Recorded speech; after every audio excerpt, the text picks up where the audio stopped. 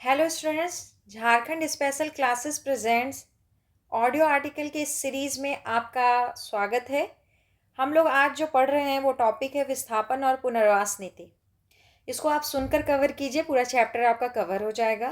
तो आइए इसकी शुरुआत करते हैं और आपको बता दें कि पिछले वीडियो में हम लोग अध्याय 1 जिसमें प्रस्तावना था, अध्याय 2 जिसमें उद्देश्य की बात की गई थी और अध्याय 3 जिसमें परिभाषाएं थी, इस पर हम लोग चर्चा कर चुके हैं। और आज हम लोग अध्याय 4 से बात करेंगे जो परियोजनाओं का सामाजिक प्रभाव मूल्यांकन पर बात करता है। तो आइए इसकी शुरुआत करते हैं। जब भी कोई नई परियोजना शुरू करने अथवा किसी विद्यमान परियोजना का विस्तार करने की इच्छा की जाती है जिसके अंतर्गत किसी भी क्षेत्र में सामूहिक रूप से 100 अथवा अधिक परिवारों का अनैच्छिक विस्थापन सम्मिलित हो, तो प्रशासक पुनर्स्थापन एवं पुनर्वास में यह सुनिश्चित करता है कि प्रस्तावित प्रभावित क्षेत्रों में सामाजिक प्रभाव मूल्यांकन SIA किया जाए। सामाजिक प्रभाव मूल्यांकन करते समय इस बात को ध्यान में रखा जाएगा कि परियोजना का सार्वजनिक व सामुदायिक संपत्तियों, परिसंपत्तियों और आधारिक ढांचे, सामुदायिक तालाब, चारागाह, भूमि, चारे के लिए भूमि, पौधारोपण, उचित दर की दुकानें, पंचायत घर, सहकारी समितियां, सार्वजनिक उपयोगिताओं जैसे कि डाकघर, बीज भंडार, सिंचाई, बिजली, स्वास्थ्य केंद्र, पार्क, प्रशिक्षण केंद्र, सामुदायिक केंद्र, पूजा स्थल, कब्रगाह, शमशान आदि एवं जनजातीय संस्कृति पर क्या प्रभाव पड़ेगा। ऐसे मामलों में जिनमें पर्यावरणीय प्रभाव मूल्यांकन तथा सामाजिक प्रभाव मूल्यांकन दोनों ही किए जाने अपेक्षित हों, उनमें पर्यावरणीय प्रभाव मूल्यांकन के लिए परियोजना प्रभावित क्षेत्र में की गई जन सुनवाई के अंतर्गत सामाजिक प्रभाव मूल्यांकन से संबंधित मामलों को भी शामिल किया जाएगा। ऐसी जन सुनवाई का कार्य 30 दिनों के अंदर पूरा कर लिया जाएगा। सामाजिक प्रभाव मूल्यांकन स्वीकृति उन सभी मामलों में अनिवार्य होगी जिनमें सामूहिक रूप में किसी भी क्षेत्र में 100 या उससे अधिक परिवारों का अनैच्छिक विस्थापन होता है तथा सभी संबंधित पक्षों द्वारा सामाजिक प्रभाव मूल्यांकन की स्वीकृति में निर्धारित की गई शर्तों का विधिवत रूप से पालन किया जाएगा। भूमि अधिग्रहण की कार्यवाही के पूर्व अधियाची निकाय को इस पुनर्वास एवं पुनर्स्थापन नीति के प्रावधानों का विधिवत रूप से पालन करने की लिखित रूप से वचनबद्धता प्रमाण पत्र देना होगा। अब बात करेंगे अध्याय 5 पुनर्स्थापन तथा पुनर्वास प्रशासक तथा आयुक्त की नियुक्ति तथा उनकी शक्तियां और कार्य। लेकिन पहले रिकॉल कीजिए, बताइए कि अध्याय 1 में क्या था। अध्याय 1 में था प्रस्तावना, अध्याय 2 में उद्देश्य, अध्याय 3 में थी परिभाषाएं और अध्याय 4 में परियोजनाओं का सामाजिक प्रभाव मूल्यांकन। अब 5वां पढ़ रहे हैं जो है पुनर्स्थापन तथा पुनर्वास प्रशासक तथा आयुक्त की नियुक्ति तथा उनकी शक्तियां और कार्य।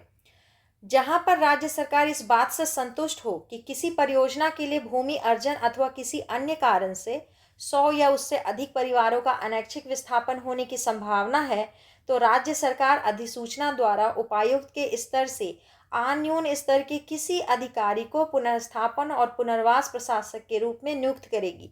सामूहिक रूप में 100 से कम परिवारों के विस्थापन वाली परियोजनाओं के मामले में उपायुक्त इस नीति के अधीन प्रभावित परिवारों के पुनर्स्थापन एवं पुनर्वास के लिए जिम्मेदार होंगे।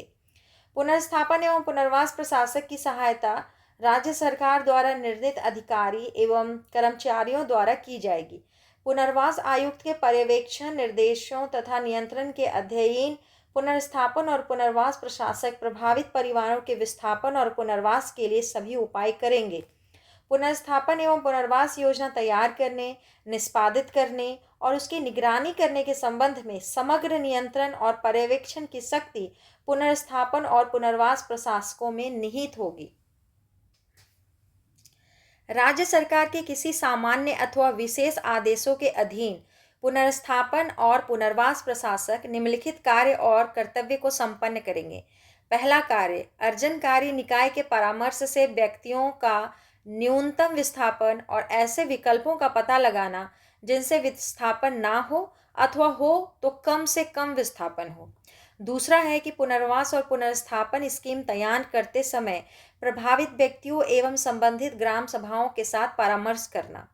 अगला है कि यह सुनिश्चित करना कि अनुसूचित जनजातियों और कमजोर वर्ग के प्रतिकूल रूप से प्रभावित व्यक्तियों के हितों का सर्वेक्षण कैसे हो। अगला है कि इस नीति के अंतर्गत पुनर्स्थापन और पुनर्वास स्कीम के लिए योजना का प्रारूप तैयार करना। पांचवा है प्रभावित परिवारों, संबंधित ग्राम सभा और अर्जनकारी निकाय के प्रतिनिधियों के साथ परामर्श से भूमि अर्जन के विभिन्न घटकों, पुनर्स्थापन और पुनर्वास कार्यकलापों अथवा कार्यक्रमों के लिए अनुमानित व्यय सहित बजट तैयार करना। छठा है प्रभावित परिवारों के पुनर्स्थापन और पुनर्वास के लिए पर्याप्त भूमि की व्यवस्था करना। सातवां है कि प्रभावित परिवारों हेतु लाभ स्वीकृत करना। और आठवां है कि ऐसे अन्य कार्य निष्पादित करना जिन्हें राज्य सरकार लिखित में आदेश द्वारा समय समय पर सौंपती हो। प्रशासक अपने कार्यों के संपादन के लिए किसी तकनीकी विशेषज्ञ अथवा संस्थान से अपेक्षित सहयोग ले सकेगा, जिस पर व्यय का वहन अधियायी निकाय द्वारा किया जाएगा। पुनर्स्थापन और पुनर्वास प्रशासक लिखित रूप में आदेश के द्वारा उसे प्रदत्त ऐसी प्रशासनिक शक्तियों और सौंपे गए कर्तव्यों को अंचलाधिकारी से आन्यून पद के किसी अधिकारी अथवा समकक्ष अधिकारी को प्रत्यायोजित कर सकता है। इस नीति के तहत राज्य सरकार द्वारा नियुक्त किए गए सभी अधिकारी और कर्मचारी पुनर्स्थापन और पुनर्वास प्रशासक के अधीनस्थ होंगे। राज्य सरकार इस नीति के तहत पुनर्स्थापन और पुनर्वास के सभी मामलों के लिए सरकार के आयुक्त अथवा समकक्ष स्तर के किसी अधिकारी को नियुक्त करेगी, जिससे पुनर्स्थापन और पुनर्वास आयुक्त कहा जाएगा। इस नीति को लागू करने हेतु नियुक्त प्रशासनिक तथा अन्य अधिकारी और कर्मचारी पुनर्स्थापन और पुनर्वास आयुक्त के अधीन होंगे। पुनर्स्थापन और पुनर्वास आयुक्त इस नीति के तहत स्कीमों को तैयार करने तथा योजनाओं के समुचित कार्यान्वयन का पर्यवेक्षण करने हेतु उत्तरदायी होंगे। अब आएगा अध्याय 6। अध्याय 6 में है पुनर्स्थापन तथा पुनर्वास योजना। फिर से रिकॉल कीजिए। अध्याय 1 में प्रस्तावना, 2 में उद्देश्य, 3 में परिभाषा, चौथा में परियोजनाओं का सामाजिक प्रभाव मूल्यांकन, पांचवा में था पुनर्स्थापन तथा पुनर्वास प्रशासक तथा आयुक्त की नियुक्ति तथा उनकी शक्तियां और कार्य। और अब है आ गया नंबर 6 का, तो अध्याय 6 में है पुनर्स्थापन तथा पुनर्वास योजना। इस अध्याय में उल्लिखित प्रक्रिया का प्रभावित क्षेत्रों की घोषणा करने, सर्वेक्षण करने, प्रभावित व्यक्तियों की गणना करने, उपलब्ध सरकारी भूमि तथा पुनर्स्थापन और पुनर्वास के लिए व्यवस्था की जाने वाली भूमि का आकलन करने, पुनर्स्थापन क्षेत्र की घोषणा करने, स्कीम या योजना तैयार करने तथा इसके अंतिम रूप से प्रकाशन करने संबंधित सभी मामलों में अनुसरण किया जाएगा। किसी परियोजना के लिए भूमि के अर्जन अथवा किसी अन्य कारणवश सामूहिक रूप से किसी भी क्षेत्र में 100 अथवा अधिक परिवारों के अनैच्छिक विस्थापन की संभावना है, तो वह SIA स्वीकृति के 15 दिनों के अंदर आदेश के माध्यम से गांवों के क्षेत्र अथवा स्थानों को प्रभावित क्षेत्र घोषित करेगी। इस नीति के अंतर्गत की गई प्रत्येक घोषणा को कम से कम 3 दैनिक समाचार पत्र में प्रकाशित किया जाएगा, जिनमें से कम 2 हिंदी भाषा में होंगे, जिनका प्रचलन गांवों में अथवा उन क्षेत्रों में होता हो जिनके प्रभावित होने की संभावना है। इस नीति के अंतर्गत घोषणा किए जाने पर पुनर्स्थापन और पुनर्वास प्रशासक प्रभावित होने वाले व्यक्तियों तथा परिवारों की पहचान करने के लिए आधारमूलक सर्वेक्षण और गणना आयोजित करेंगे। इस सर्वेक्षण में प्रभावित परिवारों के बारे में निम्न अनुसार ग्रामवार सूचना दी जाएगी। पहला है कि परिवार के वे सदस्य जो प्रभावित क्षेत्र में रह रहे हैं, कब से रह रहे हैं, किस व्यापार या कारोबार या पेशे में लगे हुए हैं। दूसरा, कृषि श्रमिक अथवा गैर श्रमिक हैं। तीसरा, अनुसूचित जाति एवं अनुसूचित जनजाति, आदिम जनजाति तथा अन्य पिछड़ा वर्ग से संबंधित परिवार। चौथा है कि दिव्यांग, निराश्रित, अनाथ, विधवाएं, अविवाहित लड़कियां, परित्यक्त महिलाएं अथवा ऐसे व्यक्ति जिनकी आयु 50 वर्ष से अधिक है, जिन्हें वैकल्पिक आजीविका उपलब्ध नहीं कराई गई है अथवा तत्काल उपलब्ध नहीं कराई जा सकती है और जो अन्यथा परिवार के भाग के रूप में शामिल नहीं होते हैं। पांचवा है कि ऐसे परिवार जो भूमिहीन तथा गरीबी रेखा से नीचे रहने वाले, किंतु प्रभावित क्षेत्र की घोषणा की तारीख से पहले प्रभावित क्षेत्र में कम से कम गैर अनुसूचित क्षेत्र में 15 वर्ष एवं अनुसूचित क्षेत्र में 30 वर्षों से अन्यून अवधि से लगातार रह रहे हैं तथा जो संबंधित ग्राम सभा द्वारा प्रमाणित हो। छठा है अनुसूचित जनजातियों या अनुसूचित जातियों तथा अन्य वन क्षेत्र में बसे लोगों के ऐसे परिवार जिनके कब्जे में प्रभावित क्षेत्र में 13 दिसंबर 2005 से पहले वन भूमि थी। इसके अंतर्गत किए जाने वाले प्रत्येक सर्वेक्षण को घोषणा की तारीख से 60 दिन की अवधि के भीतर पूरा किया जाना चाहिए। उपयुक्त सर्वेक्षण के पूरा हो जाने पर 7 दिनों के अंदर पुनर्स्थापन और पुनर्वास प्रशासक आदेश द्वारा सर्वेक्षण के निष्कर्षों के विवरण का मसौदा ऐसे ढंग से प्रकाशित करेगा जिससे कि प्रभावित होने वाले व्यक्तियों को इसकी सूचना प्राप्त हो सके तथा उससे प्रभावित हो सकने वाले सभी व्यक्तियों से आपत्तियां और सुझाव आमंत्रित किए जा सकते। सर्वेक्षण और ब्यौरों के मसौदे के प्रकाशन की तारीख से 15 दिन की अवधि समाप्त हो जाने पर और इस संबंध में उसे प्राप्त आपत्तियों और सुझावों पर विचार कर अगले 15 दिनों के अंदर पुनर्स्थापन और पुनर्वास प्रशासक सर्वेक्षण के ब्यौरों के साथ उसके संबंध में अपनी सिफारिश राज्य सरकार को प्रस्तुत करेंगे तथा इसकी एक प्रति आम सूचना हेतु संबंधित ग्राम सभा तथा पंचायत को भेजी जाएगी। पुनर्स्थापन और पुनर्वास प्रशासक के सर्वेक्षण और सिफारिशों के ब्यौरों के प्राप्त होने की तारीख से 30 दिनों के भीतर राज्य सरकार सर्वेक्षण के अंतिम ब्यौरों को शासकीय राजपत्र में प्रकाशित करेगा।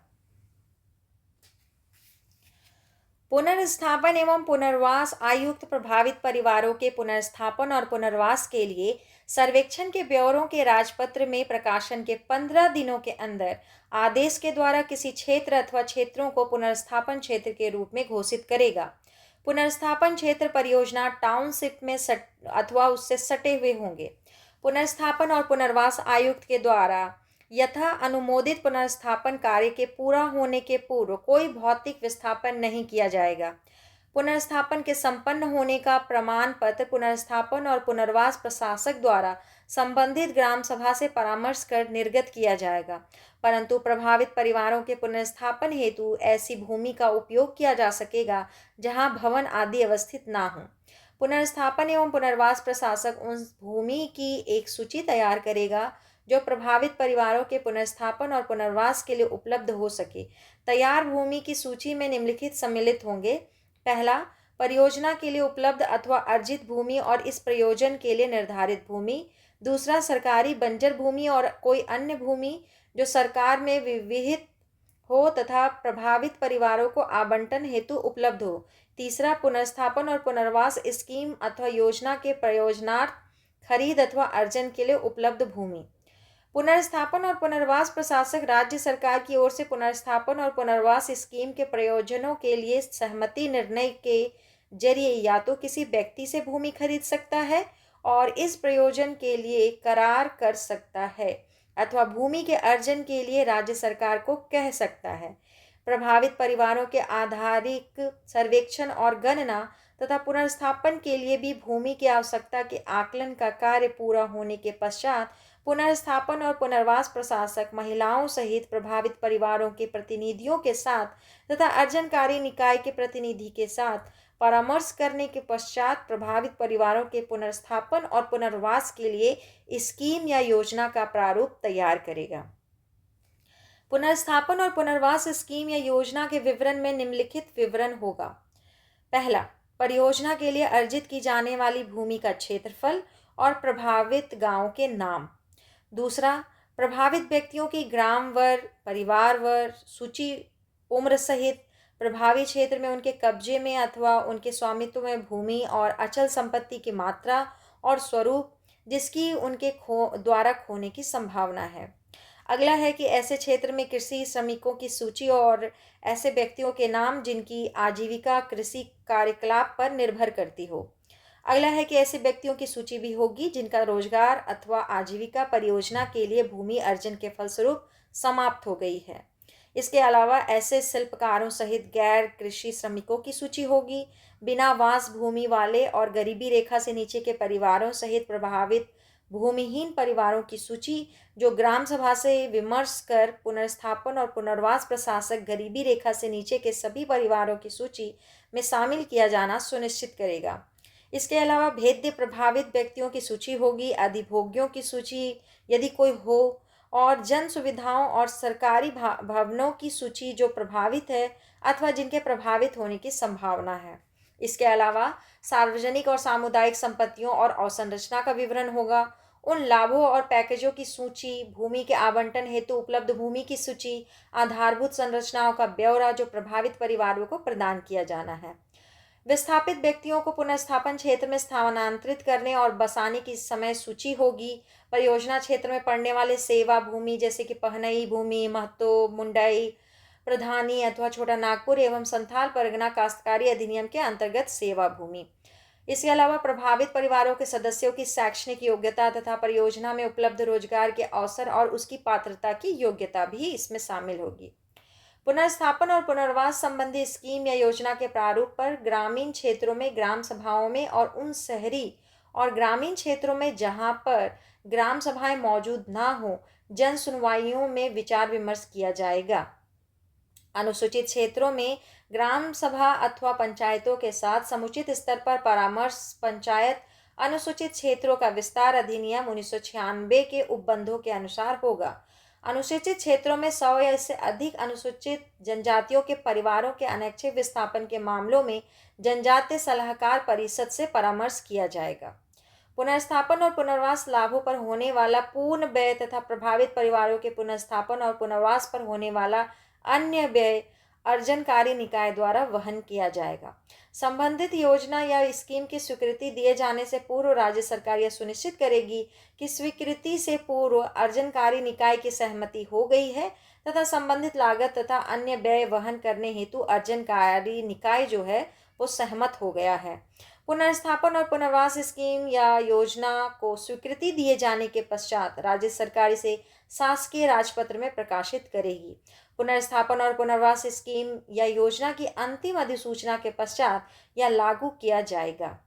ऐसी परियोजनाओं के मामले में जिनमें अर्जनकारी निकाय की ओर से भूमि अर्जन शामिल है और यदि अर्जनकारी निकाय एक ऐसी कंपनी है जिसे अंश और ऋण पत्र जारी करने का प्राधिकार प्राप्त है, तो ऐसे प्रभावित परिवारों जो अर्जित की गई भूमि या संपत्ति के लिए प्रतिकर पाने के हकदार हैं का अपने पुनर्वास अनुदान की राशि के 25% तक अर्जनकारी निकाय के अंश और ऋण पत्र अथवा दोनों को लेने का विकल्प दिया जाएगा।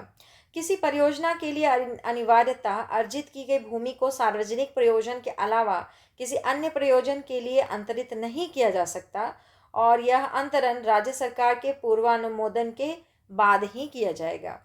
यदि किसी परियोजना के लिए या उसके अंश के लिए अर्जित की गई भूमि अर्जनकारी निकाय द्वारा कब्जे में लेने की तारीख से 5 वर्ष की अवधि तक परियोजना के लिए आंशिक रूप से तथा 15 वर्षों की अवधि तक पूर्ण रूप से उपयोग में नहीं लाई जाती, तो उस भूमि को उसने अर्जनकारी निकाय का कोई प्रतिकर या क्षतिपूर्ति की अदायगी किए बिना ही राज्य सरकार के कब्जे में और स्वामित्व में वापस कर दिया जाएगा। राज्य सरकार के द्वारा तत्पश्चात उस भूमि पर अन्य उपयोगी परियोजना स्थापित करने का प्रयास किया जाएगा एवं ऐसा नहीं हो पाने की स्थिति में भूमि प्रभावित परिवारों को वापस दे दी जाएगी। अर्जनकारी निकाय को अधिग्रहित भूमि के विक्रय का अधिकार नहीं होगा। यदि किसी सार्वजनिक प्रयोजन के लिए अर्जित भूमि को किसी व्यक्ति या संगठन को किसी प्रतिफल के बदले अंतरित किया जाता है, तो इससे प्राप्त राशि के 80% भाग को उन व्यक्तियों के बीच वितरित किया जाएगा जिनसे भूमि का अर्जन किया गया था। राशि का वितरण उस अनुपात में किया जाएगा जिस पर भूमि अर्जित की गई थी।